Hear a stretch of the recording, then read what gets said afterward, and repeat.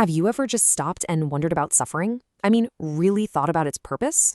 Today, we're jumping into a theological framework that tackles that massive question head-on. This is what's called the eternal blueprint of intelligences. All right, let's just get right to it.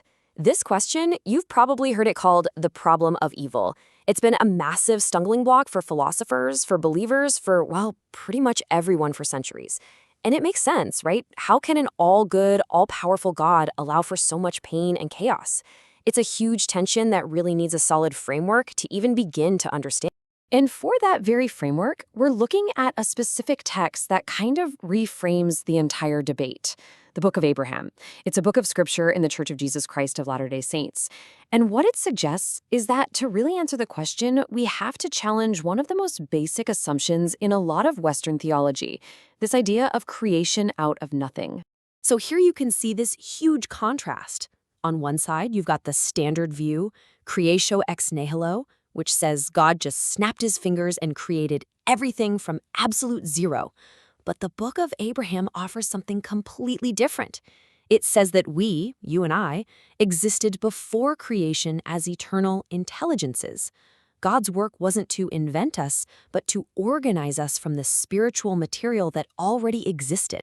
So what exactly are these intelligences? It's not about being smart, like having a high IQ. In this context, it's talking about the core, uncreated, eternal essence of who we are. It's the raw stuff of consciousness, of identity, something that has just always been there right alongside God. And this whole idea of pre-existing intelligences is so foundational because it sets the stage for this incredible story, a grand premortal narrative. It describes a heavenly council where a plan for our own progression was first presented.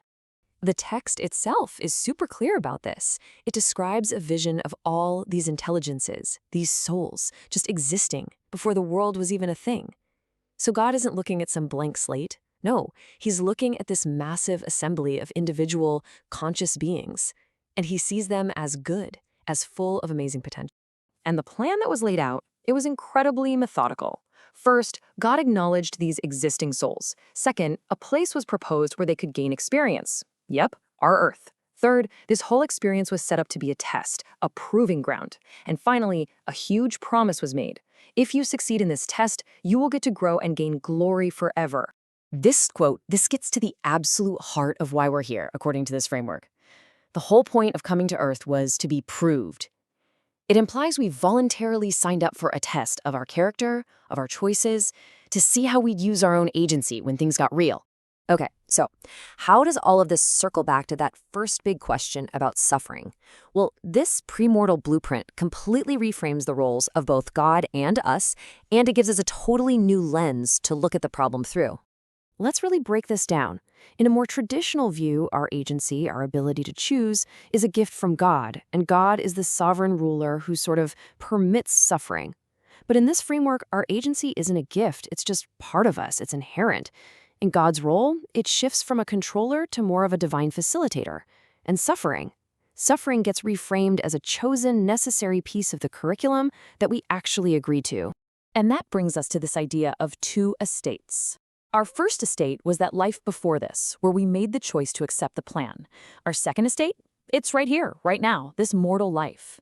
This view suggests that our very presence on this planet is proof that we already made a courageous choice.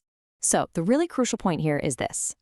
God's purpose isn't to be a puppet master, pulling our strings or stopping every bad thing from happening. Instead, his work is to provide the ultimate infrastructure for our growth, the planet, the plan, the principles. His success is our success. Now, this isn't just some abstract theology. There's a really powerful modern application here. How does thinking about things this way, from this deep time perspective, change how we see our own lives today? It pretty much reframes everything. All of a sudden, life struggles aren't just random, meaningless punishments anymore. They start to look more like a deliberate, even a curated curriculum. They're the specific lessons and tests designed to help us grow in exactly the ways we need to the most. So let's just pull all the key takeaways together. First, you existed before this life. Second, you chose to be here on this testing ground. Third, your challenges aren't random. They're actually part of a divine plan for your growth. And finally, The whole point of it all is to learn, to progress, and to add glory to your eternal self. And that leaves us with one last, really provocative thought. If this framework holds true, then the very things in your life that feel like your biggest burdens, your deepest struggles, maybe they aren't obstacles at all. Just think about it. What if your greatest challenges are actually your most important assignments?